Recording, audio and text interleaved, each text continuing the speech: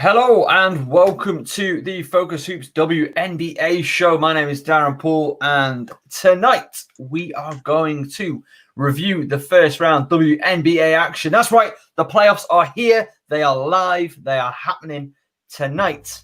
We have the second round, and we will have a look over that. And finally, after much deliberation, we have mostly a consensus for our end of season awards. Rejoice, we have awards to dish out, and I think we will close the show with some award chat. As it stands right now, you may have had a sneak peek because I pressed the wrong button. It's Kaz. Oh, I've still pressed the wrong button. There we go. Sorry, Kaz. Kaz, how are you this evening? Of course, Kaz Bullock, Manchester basketball royalty, a.k.a. Kazzy B in hoops, a.k.a. Kazzy Spice. I like it. What an introduction. I'm good, thanks, Darren. We have had two amazing playoff games to start the first round, and I can't wait to get into it. Well, I tell you what, let's do that right away. Our first matchup that we will be discussing was actually the second game. So I tell you what, I hear the feverish paper turning. So let's go to the first game. It was the Connecticut Sun victorious 94-81 over the Chicago Sky. I mean, we wanted chaos. Today's episode is entitled Chaos and Awards. Kaz Bullock, what did you see in this game? I was watching. I was watching, following along, and I texted Michael. It's on, basically. Like, it might actually happen, and lo and behold, it did. Connecticut Sun winners 94-81. Just take it away. So this was a game of two halves, I think. The first half pretty close, pretty exciting. Tied at halftime, going into halftime, and then in the third quarter, Connecticut just kind of took over. They went on a 27-11 run in the third, and their defense was just stifling. They out-rebounded Chicago 40-23, which I think Mikey had said last week. I know was one of his concerns with Chicago about their presence on the glass. Ali Quigley, 19 points. Kalia Copper had 17. Gabby Williams had 16. Kind of outside of that, there was no one else for Chicago that was really scoring and really putting the work in that they needed against this really strong, really good defensive team in Connecticut. So I think I mentioned last week, I thought Ruthie Hebard could be the difference maker if she turned up and had a good game. She didn't have a bad game, but she wasn't kind of the Ruthie Hebard that we'd seen in that last game of the season that they played against Dallas. The Connecticut defense managed to keep both Cheyenne Parker and Ruthie Hebard to a combined total of 12 points, shooting 3 of 8 from the field, which they're usually shooting a lot more than that, scoring a lot more points. Alyssa Thomas had 28 points, 13 rebounds, and set a new WNBA playoff record with 10 offensive rebounds. Duana Bonner, 23 points, 12 rebounds, went 13 of 13 from the free throw line. And the free throws really were kind of where we see the difference. So we know Connecticut are a team that drive to the basket. They're very physical. Chicago, much more of an outside presence team. They're going to be shooting the three, not driving quite as much. So the free throw totals that we finished on, Chicago shot 13 of 16. And Connecticut went 27 of 29. And if you're going to be driving and you're going to be getting those foul calls and you get into the line, that's the kind of thing that's going to push you over the edge. In a close playoff game, that's going to make the difference. We saw, the physicality and the length of both Bonner and Alyssa Thomas. It's so hard to go up against, and they managed to pull it off in the end. Chicago did pull it back to in single digits in the fourth quite late on, but it just wasn't enough to keep them going. And it'll be interesting, I think, to see maybe what Chicago do in the off season. I think they maybe need to make some changes to the roster if they're going to push themselves over that hump. Yeah. Is this the outcome that we feared? I mean, obviously, like the result is a loss for Chicago, but was this what we have been talking about off and on this season? That they've been in too many close games. They didn't have that domination, and in the end, they just came up short against as Michael Hansen Morris pointed out last week, a very in-form Connecticut Sun. Yeah, definitely. I'd say so. So we saw Chicago had a pretty good start. I'm not sure exactly what their record was to start with. Oh, sorry. No, I'm not sure of that. But we know as soon as they lost Diamond DeShields and Azure Stevens, they kind of went on a bit of a free fall. And the games that they had to start the season, as you're saying, they were close and they were kind of pulling it out there, but they weren't dominating anyone. And as Isha said before, if you're going to be one of the best teams, you need to be able to dominate. You can't just be sort of eking out those 1 or 2 point, 3 point wins. And I think it probably is what we feared. They've come up against a team that play very differently to them, and the physicality is very different. And yeah, it's probably been a disappointing season for them. But whether things would have been very different if they'd have had a totally healthy Diamond DeShields, because she was never healthy from the start of the season. She wasn't playing at 100% at all. No. And losing Azure Stevens, Steph Dawson was out for a few games as well, and Steph Dawson was also recovering from COVID before the start of the season, so you don't know the long-term effects of that. And she said, she wrote an op-ed about it and was saying kind of she found it very difficult to get through. So all those things combined, it's unlucky, but I think they'll probably class it as a disappointing season for themselves. I think so for sure.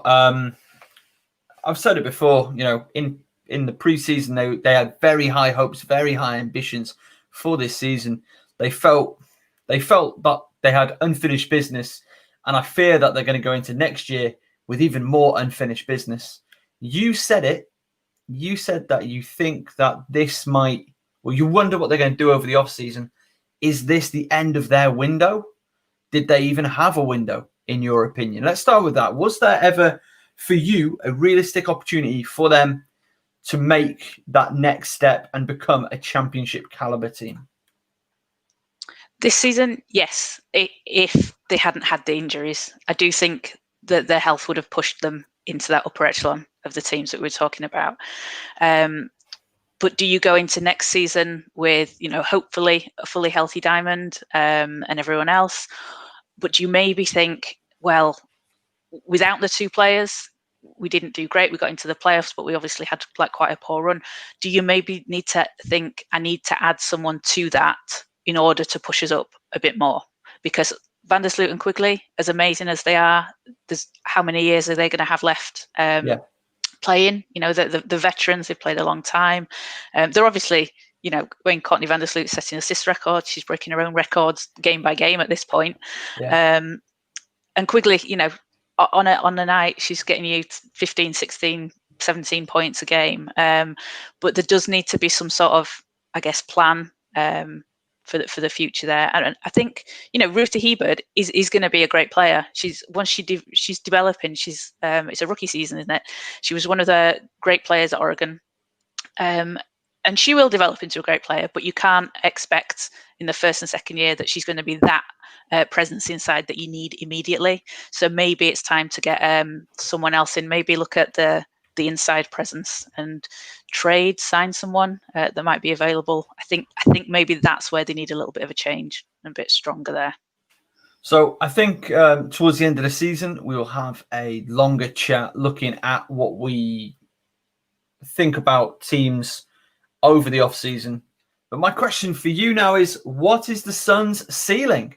They've made it past the first round. Now, a number of us quite fancied them. I think it was you and I, Kaz. Did we pick Sun? Or did we go? No, I picked Chicago. Oh, I went out on a bit of a limb. You went out on a... I mean, they were the higher seeded team, so it's not a crazy claim.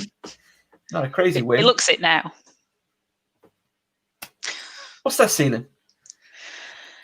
I think so. They're playing LA tonight at Connecticut. Hang on. Let's try this one again. They're playing Cassie Spice's Los Angeles Sparks. Let's just full disclosure. Yes, they are. So this is going to shock you then. And I think they could get into the semi-finals. It would sadden me, but it wouldn't surprise me. Alyssa Thomas and Duana Bonner are an amazing pair of players together. They play off each other so well, and they can just score when they want to. Bonner's, hitting threes. She's driving. Alyssa Thomas again, she's driving every time, and you can't stop her. There was a sequence late in the Chicago game where Connecticut had a shot, missed. She grabbed the offensive rebound, passed it. Someone else shot, missed. She grabbed the offensive rebound. I think she did it like 3 times in a row. And it just looked like there was no one that could match up with her. And they look really, really dominant. My issue, and it has been all season, it was in the finals last year, is just the bench. They're a short-handed bench. Alyssa Thomas played all but 30 seconds of the game on Tuesday. Bonner, 36 minutes, 30 seconds. And Brian January playing 35 minutes. And you just wonder at what point does fatigue set in against a team with a stronger bench in a 5-game series. So maybe in the semi-finals, that could work against them. But they are a problem for teams, and especially in a single elimination game, because they can just turn up, turn it on, and play. So I could see them in the semi-finals. I don't know if they'd get past a Vegas or a Seattle in a 5-game series. I don't know if they'd beat them 3 times. I think that would be a tough ask, but I could see them in the semis. Well, let's take a look at our other matchup from the other night, and it was let me get the graphic. The Phoenix Mercury and the Washington Mystics. Let's get that out of there. Well, this one didn't quite have the same upset, let's say, that the Sun Sky game did. I mean, can we even call that an upset? Probably not. On paper, No. yeah. But probably not really. But even this went absolutely down to the wire. Washington 84, Phoenix Mercury 85. An enormous fourth quarter from Phoenix, 26-14 in that final term.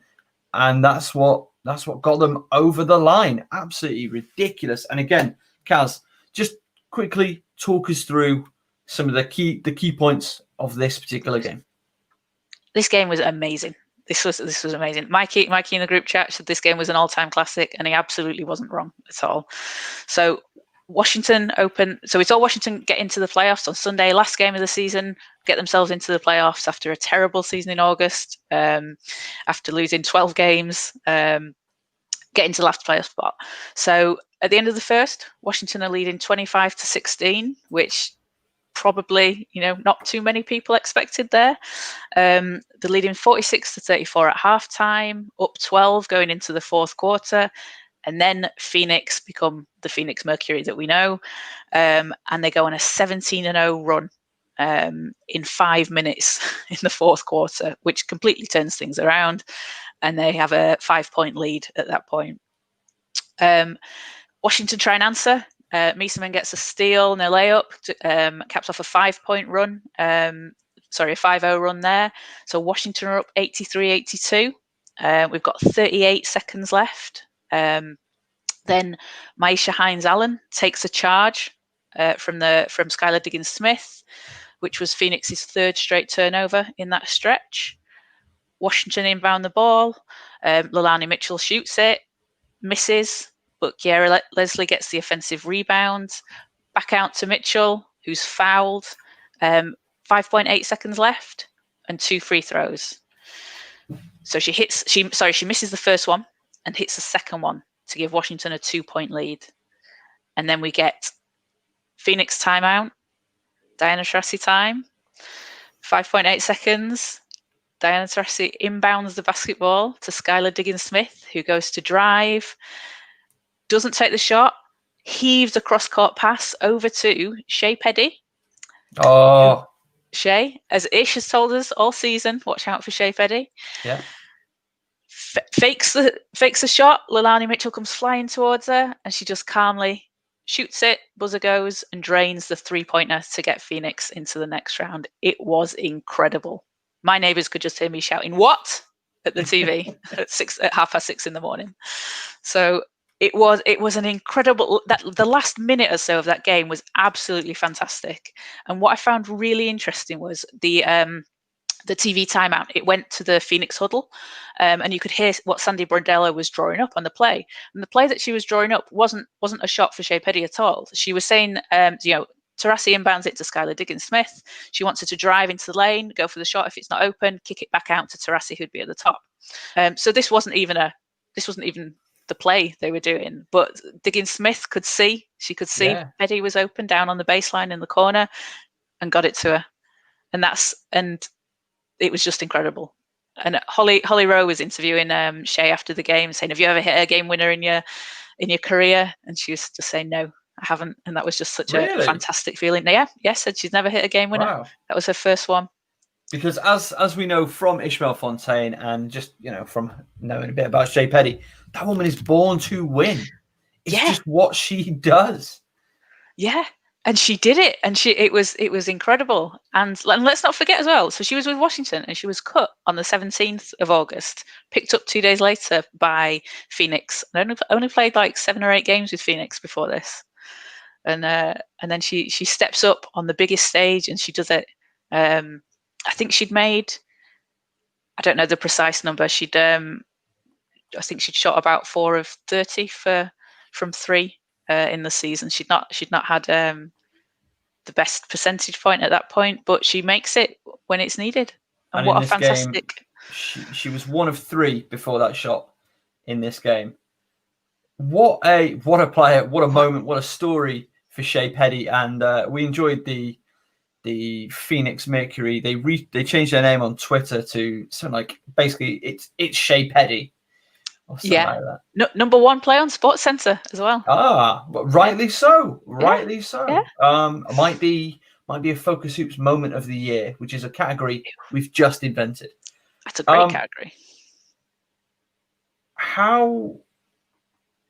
What does this game do for Skylar Diggins-Smith? What does this do for our perception of Skylar Diggins-Smith and her standing in the league? So this is something that just surprised me yesterday. This was Skylar Diggins-Smith's first ever playoff win, which, when you consider the team she's been on, makes sense in the past. Yeah. But it just sort of made me think twice a second. I think it puts her up there with the players with the basketball IQ to make that play, to not take a shot, to not take the contested shot, and to pass it out to a teammate, and the confidence that she has in a teammate who's coming off the bench and hasn't been with the team that long. I think it just shows the kind of the person she is, and she's someone that she's a scorer, and she's a great scorer, but she's also a player that will pass and look for the good pass and look for the good shot. There's been a lot of times when she can have taken a contested shot or a difficult shot, but she can see the better option on her team. And I think she's a player that people, really want to play with because of that. She's definitely caught my attention a lot more this season the second half of the season than she had at the start. I think she was putting up the numbers, almost quite quietly, and maybe because the Phoenix games were, they've not been the second half. They've been a lot more exciting, haven't they? They were on that sort of win one, lose one at the start of the season. But I think it really starts to put her in that top tier conversation. Could she be, if we were having an all-star game this year, I think she would be an all-star. I think so. I mean, I think she's a 4-time all-star as it is. Let me just double check that. That sounds right. Yes, it does. But does 4-time all-star. 4-time. When was it? Does it say when the last time? 14, 15, 17, 18. No. And 2018 season, was that 2018, 19, 20? Yeah, so that was, she was pregnant in that season. This is crazy. Yeah. This woman, right? And I mean that, like, this woman, this unbelievable human being, was all WNBA second team whilst growing a human being. That's it's incredible. The things that these women do in this league is incredible. They are remarkable. So I think somebody put one of these things on Facebook the other week. It's like, tag a woman or write about a woman that inspires you. I'm like, every single WNBA player. Like, are you kidding me? It's amazing. She's amazing. I'm still a little bit okay, right? So it's confession time for Darren. I have come to the realization that I might have a bit of a soft spot for the Dallas Wings. They just seem like great people. Their media people are great. I've enjoyed watching them for the last couple of years, even though they don't win that much. And I'm a bit sad that Skylar Diggins-Smith left in the way that she did. I'm saying it. Because she's such a fantastic talent. She's awesome.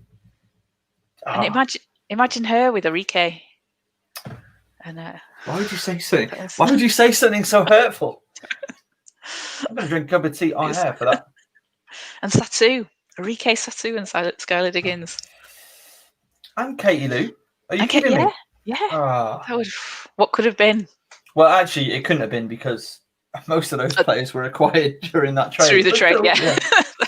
We can dream. We can dream. Phoenix, can they make it to the finals?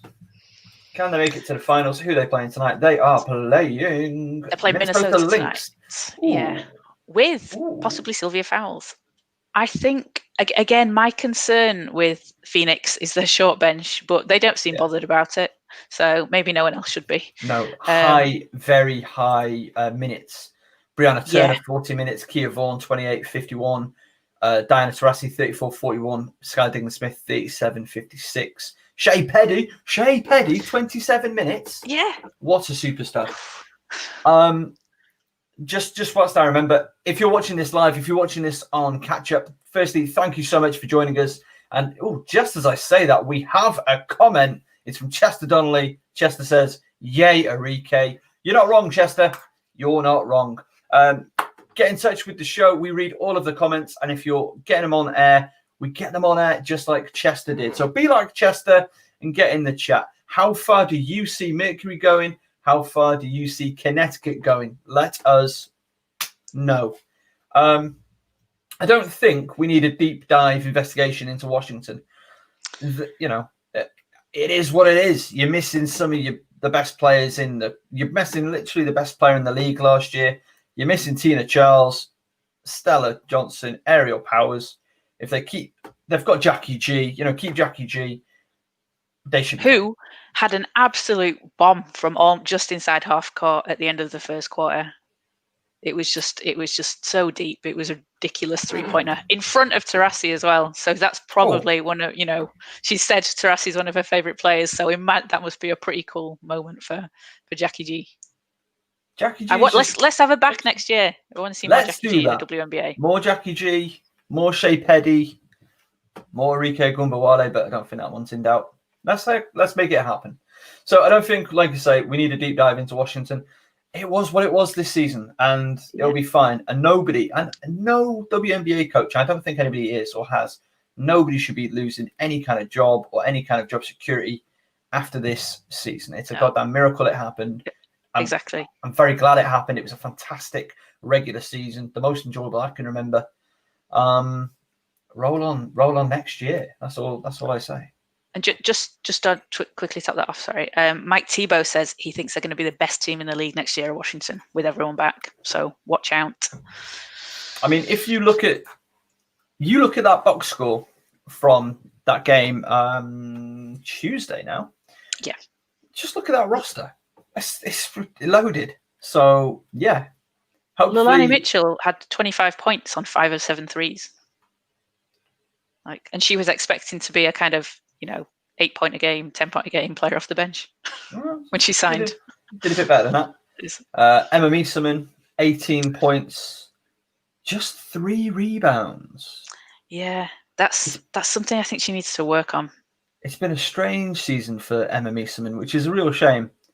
Maybe her best position is coming off the bench, and that's fine, Yeah, if that's where she excels, 6th woman potential. Why not? Why not?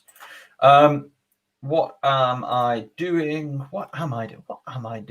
Do you know what? I just take the opportunity to have a little chat about Notch, who are our sponsor for this show. Let's just get that banner out of here. There we go. So Notch, the Mark of Achievement, have joined us on board as a partner with FocusHoops, and we're glad to have them.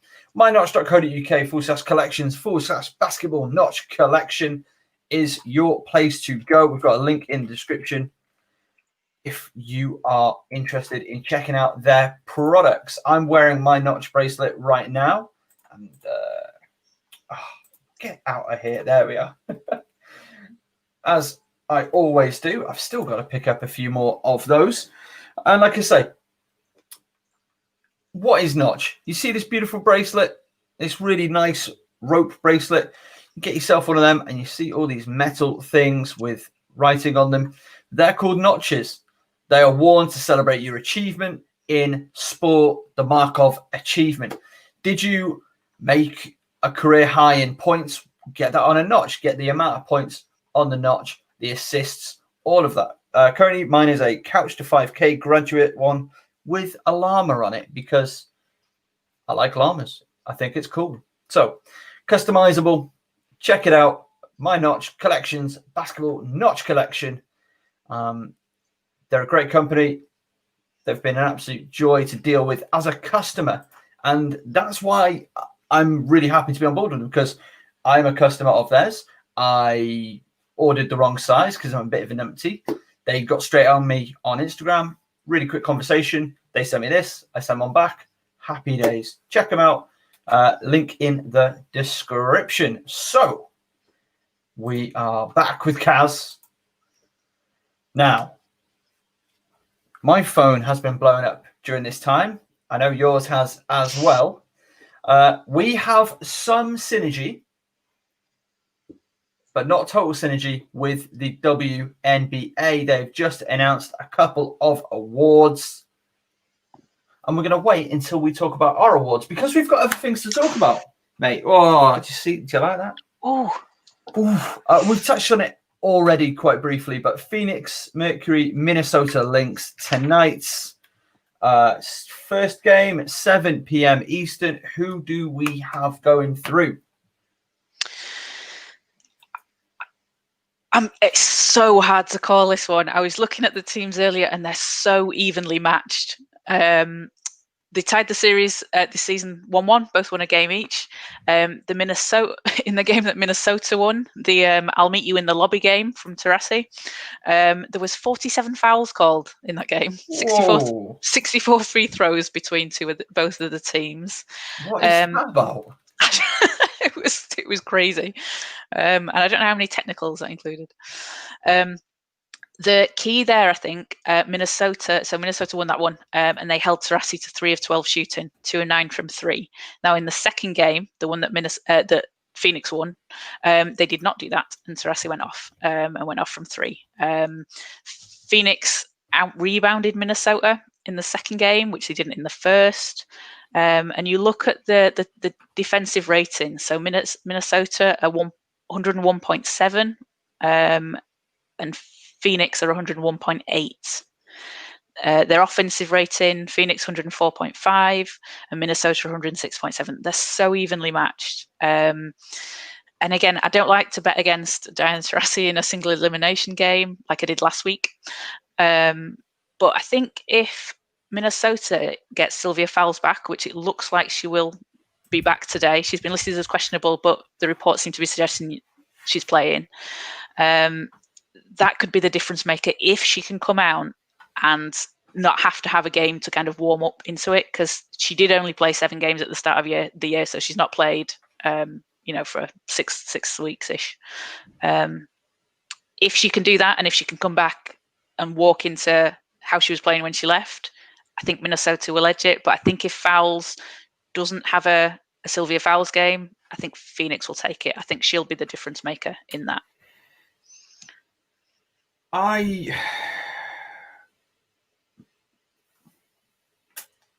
don't know. It's so hard, this one. It's so hard. Is the simple truth of it. For some reason, I'm leaning Mercury, and I think I know the reason. I think it's because you've got Diana Taurasi and Skylar Diggins-Smith, and they're on real good form right now. They are. Plus Brianna Turner, plus Shea Playoff Petty. I don't know. But then Brianna Turner had 4 blocks in that last game. That's disgraceful. That's just so good. Was Michael Hansen-Morris? I'm going to call you out, Michael Hansen-Morris. Michael Hansen-Morris was trying to make a late doors claim for Brianna Turner as Defensive Player of the Year based on that performance. I'm like, playoff performance, not regular season performance. But she has been great in the regular season. She has been great. Yeah. She has been great. But I'm not quite having that. Not quite accepting that, Mr. Hansen-Morris. And you're not here to defend yourself, so I'm sorry about that, I suppose. I'm tipping Mercury. I don't have a good feel at all about it. I just like the fact that I think they're on a little bit of a roll from the other night. And if they can get it clicking, then I don't know. I think they've just got a little bit more about them. I can see that. Yeah. And how can you not be coming off the confidence you have got after that last game? And also, let's not forget, 2 games ago, Skylar Diggins-Smith did her crazy half-court buzzer beater to take the game to overtime and win. Yeah. So 2 of the last 3 games, how can you not take that confidence in and think, well, we can beat anyone? Yeah, and again, let's talk about what Ish taught us. Close games, yep, they can do that. Blowout games, yep, they can do that. They can go and dominate. I don't know if they're going to dominate this Lynx team, but they are looking very strong. You were saying Lexi Brown is questionable, or is she out? She's out in the concussion protocol again for probably the 2nd or 3rd time this season. She's putting her body on the line this season as Lexi Brown. I mean, that is really unfortunate. And I think that's a loss defensively. I was going to say that really hurts them. And I mean, Fowles is going to have some night really to counteract that, even though they do have Dangerfield and of course Nafisa Collier. So it's a tight one.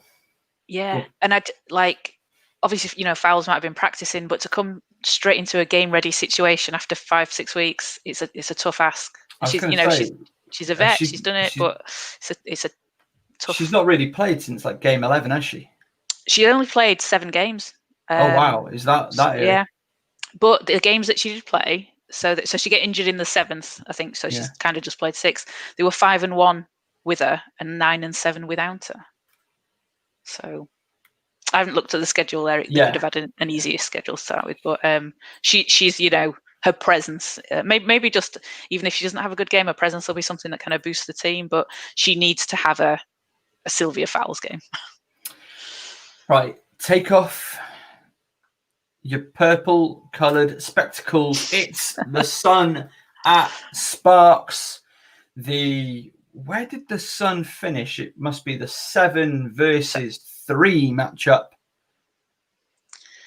Who've you got? This worries me. It pains me to say it, but I think Connecticut will win. Oh, no. You've just Michael Hansen-Morris all over this place, right? You are trying to be the curse. You're trying to put the hoodoo on the Connecticut Sun. Now, go on, mate, state your case. So last year in the playoffs, Connecticut just swept LA 3-0. It was the series that we talked about where Candace Parker was benched in the go home game, and the LA didn't look themselves in that series at all. Neither did Candace Parker. That's something that they've been talking about recently. That they know, that's kind of in the back of their minds while they're playing Connecticut, and they want revenge on that. But Connecticut just looks really dangerous. Connecticut 3rd in rebounding in the league. LA are bottom, even though Candace Parker's leading the league in rebounds, which Well, I mean, if it's one player doing it all. Well, yeah, and it's who else they have. And on their night, LA, when everyone turns up and everyone's healthy and everyone's fine, they're a very scary team to play against. But they last few games that they've been playing, especially with that loss to Washington and in that last loss to Vegas, they don't look like they were the same team that they were earlier in the year. And I'm not sure, maybe if it's fatigue, or if they've just maybe got a little bit complacent. Maybe they were getting the seeding they wanted, and the games, maybe they're happy with where they finished. But they just look a little bit off. And I think Connecticut look like they're clicking completely, and Connecticut have the momentum coming into it. Again, their offensive defensive ratings are really close. The points of turnovers, LA 22% of their points are from turnovers. Connecticut 20.9 to 21. They're just, I think Connecticut might just edit it. And again, the physicality of Bonner and Alyssa Thomas. I don't want them to, but I think they might. It might be sad, but yeah, again, I think we've got to look a little bit at the form. Sun are in really good form. Sparks aren't. Sparks have lost their last two. Sparks edged Connecticut last time they met on the 28th of August, which doesn't sound like a long time ago, but that's, getting on for 4 weeks now. So yeah, I'd be worried if I was a Sparks fan, even though you've got a Mercury pendant behind you and you're always wearing Washington gear, and you've got this massive affinity for Shea Petty and Enrique Kumbawala. I don't know. I don't get it. But I just like to mix it up a bit. I respect that. I am a worried Sparks fan, though. I am worried about this game. I just think in a one-game elimination as well, anything can happen. Anything can happen in one game. All you have to do is have a slow start, and I'm leaning Connecticut. Again, I don't feel hugely good about it, but I don't feel bad about it. It seems, if I was to wake up on Thursday morning and see that scoreline, I'd be like, yeah, seems reasonable. Yeah. Will the break have hurt or helped Sparks, do you think? Because they've had more time to game plan. Well, I mean, they've only had really 1 day to game plan for the Sun, but you assume that that was all prepared for both eventualities. Yeah, I think that'll be good because as well. So they last played on Saturday. Obviously, Connecticut last played on Tuesday. And hopefully, they've been game planning for any other scenario, any other teams that they were going to get through. You'd hope Fisher and the team have been doing that.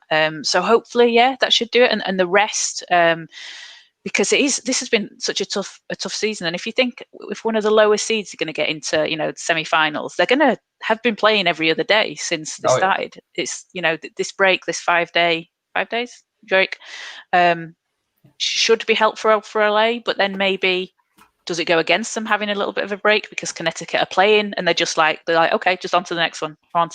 We know what we need to keep doing. But hopefully they've looked at what what Chicago were doing in the first half when it was working against Connecticut, and maybe they've got some sort of idea of how they can try and stop them. So I'm going Sun. I'm locking that in. Sun? Yeah, but I feel bad about it.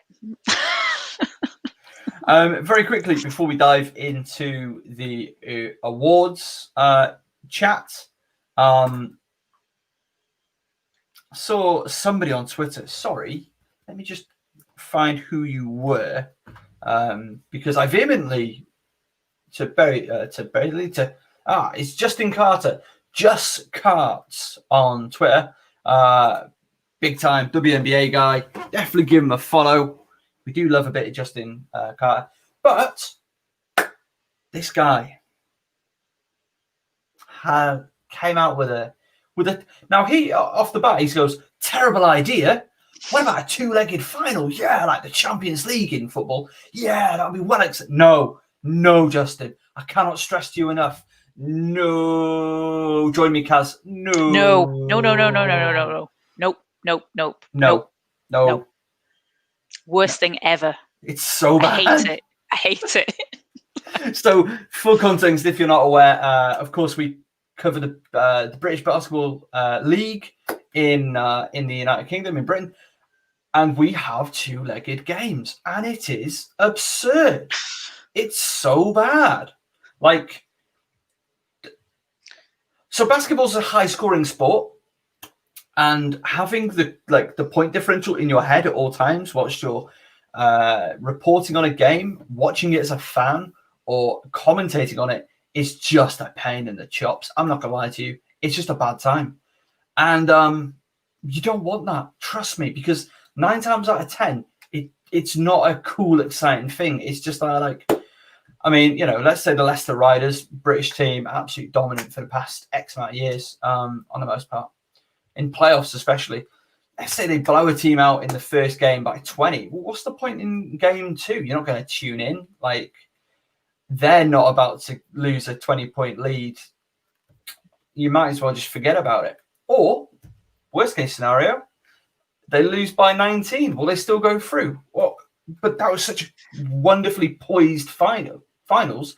Give us a game 3. And we were so close to having a game 3 series. And then this year, 2020, the year that will just never end, came and stole that from us, which is a real shame. WNBA, you're doing it mostly right. I would say single elimination for the bottom 4 teams, then a 3-game series, and then 2 5-game series. That would be my preference, but maybe that's just me. I don't know. Kaz, I've sort of ranted. I've had a week for that.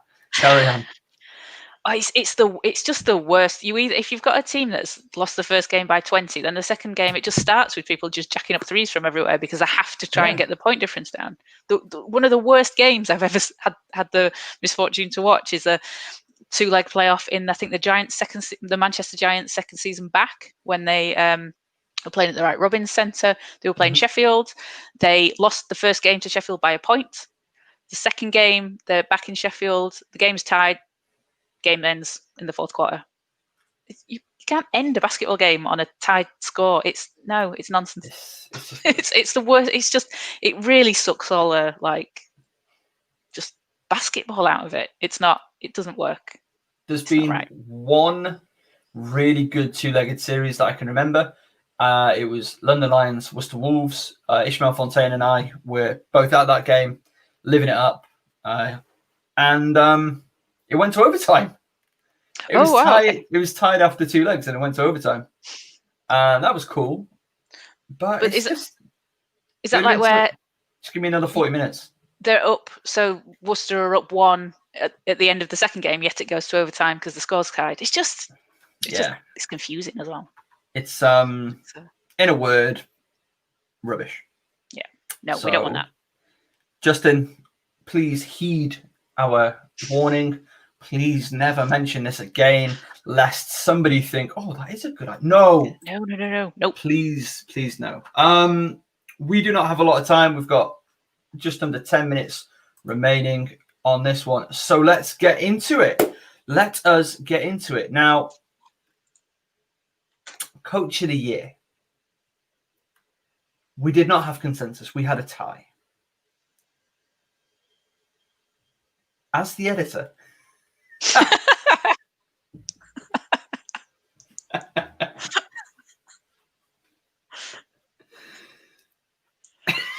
What do we think, right? Let me just run this by people. I'm thinking Bill Lambert, even though the WNBA vehemently disagrees with us. I think he was Coach of the Year. And again, for all the reasons that we came up with last time, but best team, best record, beat the Storm twice, most points. Hang on, let me just consult my data. Oh, there it is. Ooh. Most rebounds, second highest points differential, opponent scoring, third highest. They had 4 players in training in preseason at times, as I've gone on about a lot. They've lost Liz Cambage. They lost Kelsey Plum. I don't know. They've done a lot with not a huge amount. Well, no, that's not fair at all. They've got a bloody amazing squad. But with the hand that they've been dealt, are you kidding me? I don't know. I think it's been a little bit of a snubbery. Though if we're not ready to commit, we can put this one on the back burner, and I won't put it on Instagram just yet. I can see the argument definitely for Bill Laimbeer. I think, what he's done with the hand he's been delivered, and as well, Asia Wilson had a foot injury at the start of the season. They had a couple of just before going into the first game. Season, yeah. My only argument against, because I picked Cheryl Reeve for Coach of the Year, my only argument against was as that, did the WNBA. Was that I did not see this Minnesota team finishing in the top, even in the playoffs. They finished top 4. I didn't even see them in the playoffs. Whereas I could have seen Vegas, at least top 6. I would have expected. So maybe it's the unexpected nature of what Minnesota have done. But he's he would be entirely deserving of it. He's done a lot as well. He's done, and as we were saying, the way the team plays is very different to a lot of the other teams. So it's very interesting dynamic there. I think that one we might need to put out to a fan poll. We will do that to get just to read the room. Obviously, WNBA went Cheryl Reeve, and massive congratulations to her. An amazing season. Defensive player of the year. Oh, go on. Sorry, I was just going to say, is that her first? I feel like you're asking me a question, and I'm not too sure of the answer. I do apologize. Defensive player of the year, and again, I had the deciding vote, though not this time in a hey, I'm pulling rank kind of way, just in a when I looked at the numbers. It was Alicia Clark for me. Congratulations, Alicia Clark. FocusHoops WNBA Show Defensive Player of the Year 2020. 10 points per game, 4.2 rebounds, 2.7 assists, 1.5 steals. Her blocks per game were pretty negligible. It was under 1. Only 2 personal fouls, and that is always something I look out for. For me, personal fouls is a very important metric. I don't know about you, Kaz. But only conceding 2 fouls per year, that is huge for me. Especially for such a defensive player. Like, that's incredible. That's massive as well. The one stat that really stuck out to me was her plus minus of 11.9, where she leads the league in that. And when you look at the box scores of the teams that when she's been defending some of the best players on other teams, she's held them to very low scoring averages. She kept Arike to scoreless in one of the quarters the other week. That's ridiculous. And she has this impact that you maybe don't see in the box score, in her stats columns. She does those sort of things that sometimes go a bit unnoticed. But she's fantastic. She's a great player. She's one of the, she's one of the reasons that Seattle have got one of the best defenses in the league. Yes, and further to that, let's just look at the advanced numbers. Her defensive win share 1.5, which was amongst the highest in the league, or at least of those players that we considered eligible for this award. And her defensive rating 97. So pretty impressive numbers on that front. I wish we did have Mikey or Greg, because they are really stats guys, and they would really dive into that quite deeply. But we will see about getting them and their takes on it. Let's go to most improved player, or as we called it the other night, the Betnaja Laney Award for excellence. 17.2 points per game, 4.9 rebounds, 4 assists, 48% field goal percentage, 51% from 3, 1.6 steals. She has been on another level. And don't think I got rid of this graphic. What does that say? Wasn't this the first one? This was the first graphic, wasn't it? That was the first. Wasn't this from like week 1? This was week 1. This is maybe the first graphic I ever made. Betnaja Laney has stood out to me from the get-go, and just what a talent, what a player, what a season she's had. Huge impact for your Atlanta Dream. One of my many teams. One of your many teams. And absolutely no argument to be had. Betnaja Laney, a worthy champion. someone that was cut. She was cut by Indiana at the start of the season. Well, before the start of the season, they have it February, March. She was cut, and look at those statistics that she's averaging. It's crazy. It's absolutely absurd. Shall we move on to 6th player of the year? Yep. Another absolute no-brainer. De'Erica Hamby, 13 points per game, 7.1 total rebounds, 2.7 assists, 54% from the field, 1.7 steals in 28.3 minutes per game. Just her impact is, you can't understate it. You can't overstate it, in fact. What a player.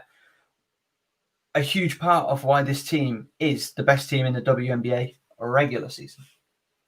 Definitely. Like, she could easily be a starter, but the impact off the bench and her with that second unit, it's what Vegas need. And she's great. She's fantastic. They should just rename this award the De'Erica Hamby Award, really. I am so here for that. Okay, we have 2 awards left. We still need to confirm our all WNBA teams and our postseason all WNBA teams. Rookie of the Year. Look away now, Kaz, because it's Crystal Dangerfield. 16.2 points, 2 rebounds, 3.6 assists, 0.9 steals, and 47% field goal percentage. The numbers are good. I think, again, I know I'm going to repeat myself, but like the league has rewarded Cheryl Reeve and they've rewarded winning there and outperforming expectation, we should do the same. Let's follow their lead. She was the 16th pick in the draft. 2nd round. That's just absurd that she's gone in there, taken over this veteran team, taken them to the playoffs, taken them to the 4th seed, and who knows where they go from here. What a performance. What a season. Crystal Dangerfield. What a star. Yeah, absolutely well deserved. Like, we know my love for Kennedy Carter, but Crystal Dangerfield. You know my love for Satu Sabally. But you cannot look at what she's done and say she doesn't deserve that at all. Like, she's had a fantastic season, and like you say, 16th pick in the draft. Was it your article on Focus Hoops? Yeah. We've not had a player drafted. We've not had a Rookie of the Year that's been drafted lower than 7th. And that was the first one. That was the first, yeah. That was the very first season. Yeah. And, your article was out quite a few weeks ago now. So, we've been seeing this. Yeah. I'm feeling pretty good. You should be pretty good about it. Yeah. She's been great. She's 5'5" as well. She's 5'5", and she's not intimidated in the slightest. And some of the pass fakes she has when she has vet players like turning around to look where the ball's gone and she's just gone behind them. She's a great player. She's fearless. She's dynamic. She is the WNBA's, not just Focus Hoops, though, arguably more prestigious. The WNBA's Rookie of the Year, Crystal Dangerfield, and I am absolutely thrilled. It's great. It's great for her. I'm so happy for her. It's great for the league as well. Look at that. You're a 2nd round pick and you're the Rookie of the Year. What that can inspire so many players that think, I'm just, I've drafted at the end of the 2nd round. No, I'm not going to get a chance. Yeah. Every single one of these players drafted can play. There's so much competition, so much talent on these teams. So much talent in this league.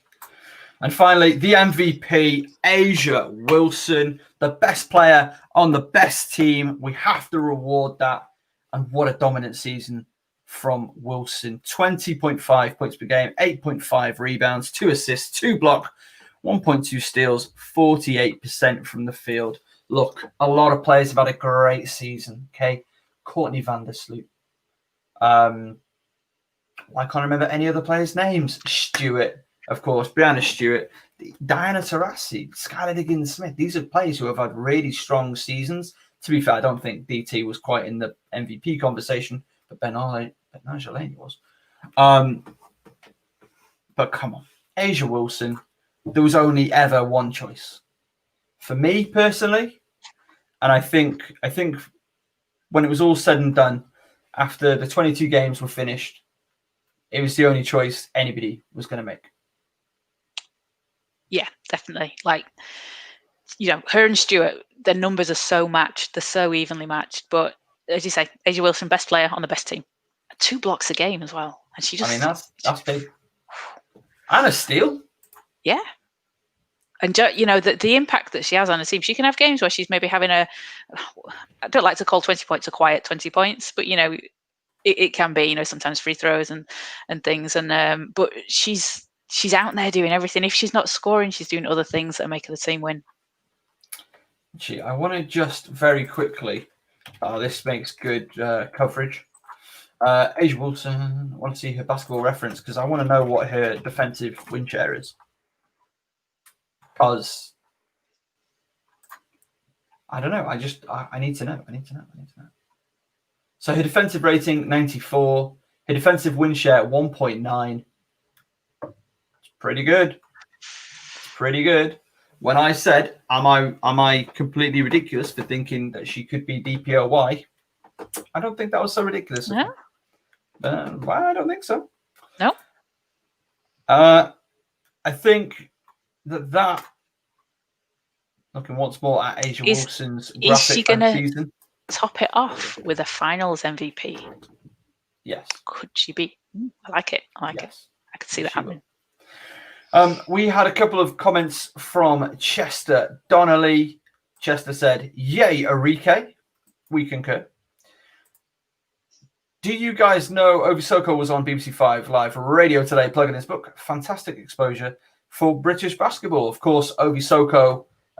Firstly, Ovi, if you're watching this, always welcome on the show, fella. Give us a buzz. Get involved. Ovi Soko, any exposure that we can get in British basketball that's positive, we're going to obviously want. Good luck to him playing in Le Mans this year over in France. It's not going to be a step up for him because he's played at that standard. You saw what he did for UCAM Murcia. So very excited to see Ovi back playing in Europe. Chester also asks, and this is a question for you, and I don't think it's a question for me. Will the Manchester Giants be any better this season? My short answer is maybe. No, they will be. I think they will be, because if they don't, oh boy, if they're not better this season, it is a very long road back from that. Danny's gambled. The board have gambled heavy with the end of an era of the Joneses and the Giants together. They've tried to go young. I want to see them give the keys to Jordan Whelan, but we'll talk about that on another show. Chester, if you're still watching, if you're still listening, Below the Rim is a podcast that we're partnered with. Definitely check them out if you don't already. For more Manchester Giants chat, just drop ads at Brand161 online. Kaz, go ahead. Yeah, I think not to disparage them at all, but it would be difficult to be worse than last season. It wasn't one of the brightest spots that they've had. Did you say Danny and the board have kind of shaken things up a little bit? So let's see what happens there. They've got some really good looking American imports. They haven't been able to maybe sign in the years since they've had Willie Clayton and Mike McCall. So it is exciting to see. I just wonder about the chemistry. When you've got a whole group of new players coming in. Obviously, they've kept Ulf and Jack Hudson, from last season. So that's good. And Jordan Whelan coming back, because when he was there a couple of years ago, he had a great few games for them. So I think they will be better. I think they'll be exciting to watch, and especially down at Bellevue as well. Get down there and watch them, because that's an amazing venue. It's a beautiful venue. It's a great venue. Lucky enough to have commentated there for National League, so I just like saying that. And future's looking good for the Manchester Giants, and it has to after the work they did this off season. That's going to do it for us tonight. Thank you so much for watching. If you've watched us live, if you watched us on demand, don't forget, check out the Notch Basketball Collection. Link is in the description. And again, as always, a huge thank you to Notch for being on board with Focus Hoops. Kaz, thank you so much for joining us. Is there anything you want to say before you go? Let's win, Sparks, please win. All right. And let's have an amazing second round of the playoffs as well. That I can fully get on board with. Thank you so much for joining us this evening. Thank you as always for watching. And let's just look at those beautiful numbers put up by your MVP, Asia Wilson. We'll talk to you in a little bit.